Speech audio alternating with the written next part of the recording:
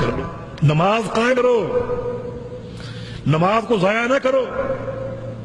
ضائع کرنے کے دو معنی، ایک معنی یہ کہ نماز پڑھی ہی نہ جائے، اس نے ضائع کر دیا، حدیث نے اس کو کفر کہا، ایک نماز کو چھوڑنا کفر۔ دوسرا معنی یہ ہے کہ ایک بندہ پڑھتا ہے لیکن رسول اللہ صلی اللہ علیہ وسلم کے طریقے اور آپ کی سنت کے مطابق نہیں پڑھتا، اس نے بھی ضائع کر دیا، اس نے بھی نماز کو برباد کر دیا۔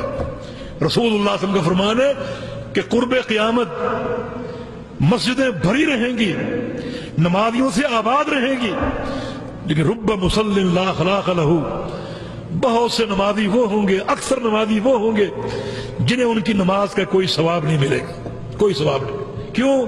اس لیے کہ ان کی نمازیں نبی علیہ السلام کی سنت کے خلاف ہیں۔ اور یہاں فرض کیا ہے، حکم کیا ہے؟ حکم یہ ہے کہ صلو کما رأیتمونی اصلی، کہ بالکل ویسی نماز پڑھو جیسی مجھے پڑھتے ہوئے دیکھتے ہو۔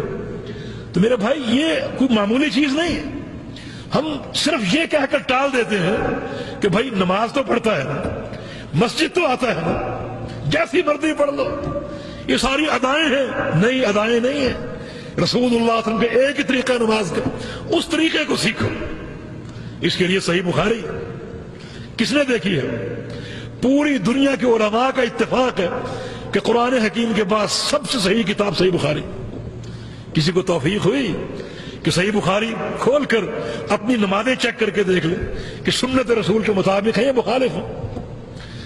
دنیا میں بڑے ہم ماہر ہیں، دنیا کمانے کے لیے 7 سمندر پار چلے جاتے ہیں، وطن کو چھوڑ دیتے ہیں، بچوں کو چھوڑ دیتے ہیں، ماں باپ کو چھوڑ دیتے ہیں، دنیا خوب کماتے ہیں، بڑی مہارت سے کماتے ہیں، اور دنیا کے سامان گھر میں موجود ہے، گھر میں ٹی وی موجود ہے، گھر کی چھت پہ اینٹینا بھی لگا ہوا ہے، لیکن اگر نہیں ہے تو کیا نہیں ہے؟ صحیح بخاری نہیں۔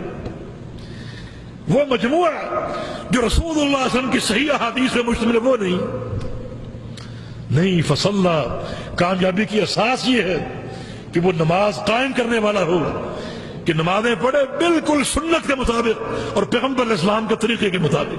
اگر طریقے خلاف ورزی کرے گا تو ہم تو بڑی معمولی چیز ہے۔ رسول اللہ صلی اللہ علیہ وسلم کے دور میں ایک صحابی نے ایک سنت کی خلاف ورزی کی، رسول اللہ صلی اللہ علیہ وسلم نے کہ تمہاری نماز نہیں ہوئی، پھر پڑھو، دوبارہ پڑھو۔ اس نے پھر پڑھی، فرمایا کہ یہ بھی نہیں ہوئی، اس نے پھر پڑھی، فرمایا کہ یہ بھی نہیں ہوئی۔